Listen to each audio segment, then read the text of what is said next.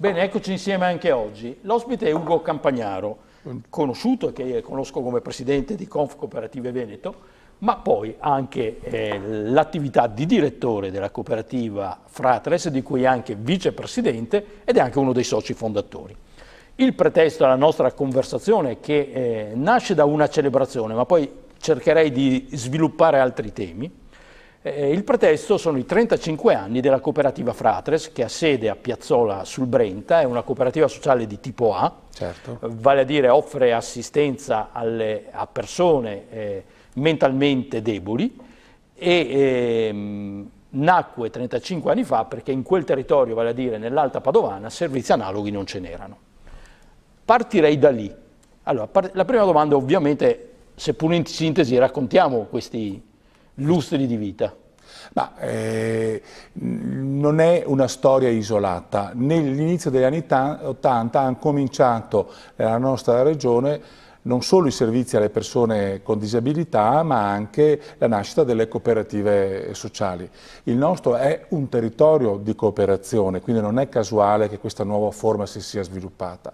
Peraltro ancora, che cos'era il Veneto degli anni 80? Era una regione che cominciava ad essere estremamente performante a livello economico, per cui una trasformazione economica, una trasformazione familiare, una famiglia che si riduceva, le donne che uscivano dalla casa e andavano a lavorare e quindi quello che erano i servizi tradizionalmente gestiti dalla famiglia, l'assistenza agli anziani, ai disabili, avevano la necessità di trovare delle altre risposte. Quindi si è partito da un bisogno. All'inizio degli anni 80 c'era l'anno internazionale per la disabilità, sono partiti a carico della regione dei corsi di formazione per disabili, l'intendimento era quello di portarli a lavorare e sono emersi persone che avevano gravi difficoltà e non avrebbero mai potuto avere un inserimento lavorativo. E quindi che cosa fare? Che prospettiva dare? Da una parte la programmazione regionale, ma prima ancora e parallelamente un fiorire di iniziative. Allora, che cosa è venuto in mente? È venuto in mente a un signore che è stato il nostro primo presidente, che era di Gazzo Padovano. Gazzo Padovano fanno il formaggio. E lui è venuto in mente il professor Pompeo Fiori, che a suo tempo poi fu anche sindaco, che nel 29, nella crisi economica, quando i contadini letteralmente morivano di fame, hanno fatto la cooperativa. E quindi le è venuto in mente che si poteva fare, e questo è un pensiero parallelo che c'è stato anche con altri, fare una cooperativa che si occupasse dei servizi alla persona. Perché cooperativa? C'erano esperienze nobili in Italia e in Veneto, il Cotolengo, ma anche l'Anfas, eccetera. Per fare i servizi, quando hai un bisogno forte e hai risorse scarse, devi coinvolgere tutti. Non solo chi ha il bisogno. Nel 29 il contadino col latte, oggi il familiare che ha il proprio congiunto e non può seguirlo lo deve affidare.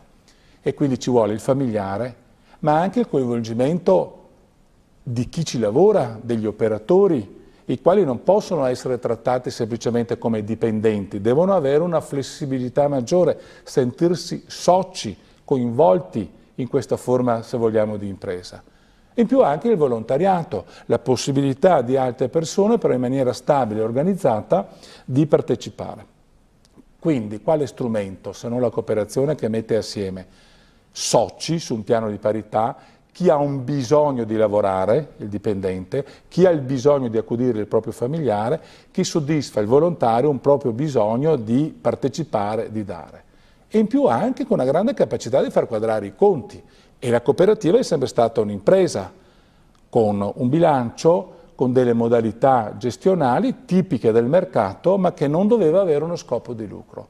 Allora lì un po' così, un po' improvvisando, ma anche ricevendo dalla nostra organizzazione, di cui poi io sono diventato presidente molto più tardi, ma dobbiamo testimoniare, le prime serie indicazioni ce l'ha dato Confcooperative quando ci ha detto qui c'è un avvocato, qui c'è un commercialista, questi sono i problemi e il modo per affrontarli.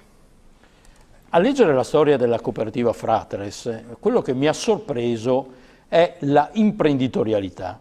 Voi in questi 35 anni siete cresciuti, avete gemmato un'esperienza analoga a Fontaniva, ma insomma, ci sono state anche delle cointeressenze, delle partnership con altre aziende.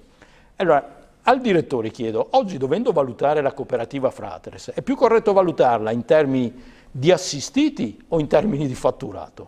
No, vanno messe le due cose assieme. Se noi guardiamo il nostro fatturato è un fatturato che non arriva ai 3 milioni, per cui tutto sommato è un'impresa come tantissime che ci sono nel Veneto, e questo mi piace ricordarlo. Io quando andavo a scuola avevo tanti colleghi e sostanzialmente qualcuno si occupa di legno, qualcuno si occupa di plastica, qualcuno si occupa di esportazioni, io mi occupo di disabili, però lo spirito è quello di intraprendere, di fare di fronte a un problema, trovare un'impresa.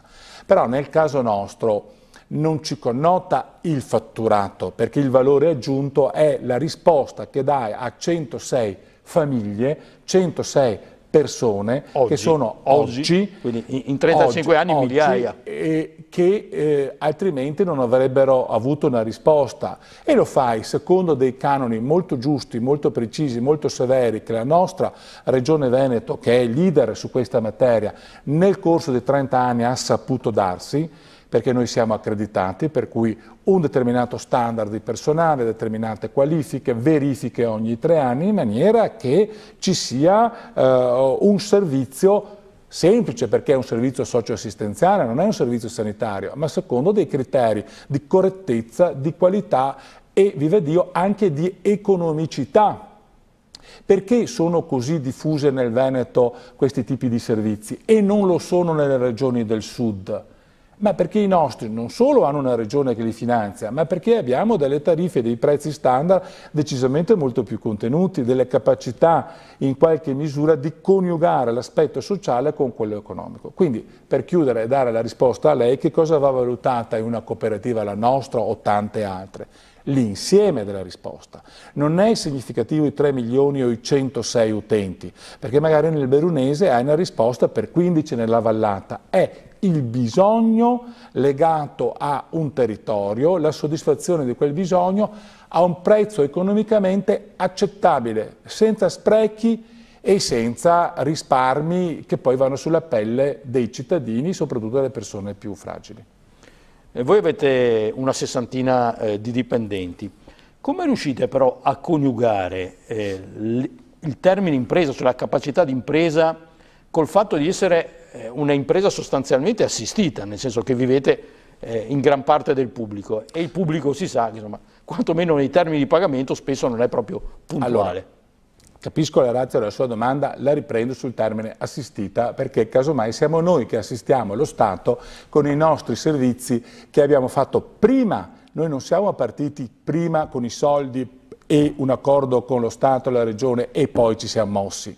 Sì, ci sono tante cose di questa realtà. Io dico, sì, prima ti mostri l'osso e poi te muovi la coda. No, no. Noi prima siamo partiti con i disabili, abbiamo dato una risposta, ovviamente è una risposta che era parziale, perché le tue risorse erano contenute. Abbiamo fatto noi... Ma all'epoca le risorse erano quelle dei genitori, delle famiglie? O di noi volontari, o di noi soci operatori. Lei tenga presente, nell'Alta Padovana la rete viaria è quella che è, un territorio molto diffuso, un territorio di campagna. Allora, quando tu hai un utente che deve venire al tuo servizio, se non c'è la corriera, se non c'è il treno, se non c'è un mezzo pubblico, cos'è che fai? Prendi la tua macchina e lo vai a prendere. No? Certo. Quella è una risposta. Giusta, non giusta, adeguata o meno, ma se tu sei un imprenditore o un volontario, una persona motivata, ti fermi perché la persona non viene da te, la vai a prendere a casa. E poi se trovi un edificio vecchio che non è riscaldato col termosifoni, che fai se sei un giovane obiettore, ad esempio? Prendi la stufa della tua nonna e la porti lì. Sono piccole cose, ma dalle piccole cose cominci a crescere. Poi quando ti accorgi... Però potevate anche accontentarvi di pane e salame, però il pane e salame dovevate averlo, perché anche voi avevate delle esigenze. Esatto. E per questo però abbiamo scelto di essere soci. Cosa vuol dire essere socio lavoratore di un'impresa? Che anteponi il risultato dell'impresa prima del tuo stipendio. E lo stipendio lo devi costruire. Perché devi costruire una remunerazione adeguata? Perché il servizio che devi fare deve essere continuativo, non può essere fatto al volontariato. Se tu hai una famiglia che ha bisogno tutti i giorni di avere il proprio congiunto, figlio, parente, fratello, che esca perché la mamma o il fratello deve andare a lavorare, tu ti devi organizzare, devi tendere a questa organizzazione. Ma quando cominci lo fai con quello che hai e man mano cerchi di crescere. Poi ti accorgi che in Italia, in Veneto, i servizi pubblici, le scuole, l'assistenza, gli ospedali e tutto il resto viene finanziato dallo Stato, anche perché il sistema di tassazione comporta che ogni cittadino paghi le tasse e poi le tasse vengono redistribuite. E quindi più che un'assistenza, una dipendenza dall'ente pubblico, che ti può anche condizionare. E se tu vuoi essere indipendente cosa fai? Ma ti organizzi in associazione, ti organizzi in rappresentanza, ti assumi in maniera gravosa il fatto di creare un'organizzazione, un sindacato di impresa che possa dialogare con il legislatore regionale e nazionale. Ecco perché accanto alla costruzione dei nostri servizi, fin da subito, guidati dall'università, guidati dai specialisti, ripeto, le nostre macchine riscaldate con la legna, ma i migliori consulenti da sempre, noi abbiamo sviluppato un'organizzazione locale, regionale, nazionale e in Europa per capire le legislazioni e per capire se le richieste che ci venivano dall'ente pubblico erano giuste o meno, corrette o meno all'interno di un giusto dialogo. Si potrebbe anche dire: perché non hanno fatto un'organizzazione statale? Perché non hanno aperto, perché non hanno fatto i concorsi e siamo andati tutti dentro come dipendenti statali? E perché evidentemente c'erano delle fragilità. Qualcuno dice che ci sono state le esternalizzazioni e ci sono fenomeni di sfruttamento anche da parte delle cooperative dei lavoratori. Ma noi di campagna ci siamo mossi, perché se il nostro vicino è una persona che ha un problema, è la nostra cultura, la nostra tradizione, la nostra pressione è quello di darsi da fare e dare delle risposte. Nel corso degli anni li abbiamo consolidati e li abbiamo sviluppati. Grazie a Ugo Campagnaro, che è presidente di Confcooperative Veneto, ma è qua soprattutto come direttore e vicepresidente della cooperativa Fratres, che compie 35 anni, cooperativa sociale di Piazzola sul Brenta, provincia di Padova. Complimenti, grazie, perché abbiamo capito che è soprattutto una impresa di valori. Grazie a voi. Buon lavoro e buon compleanno. Alla prossima.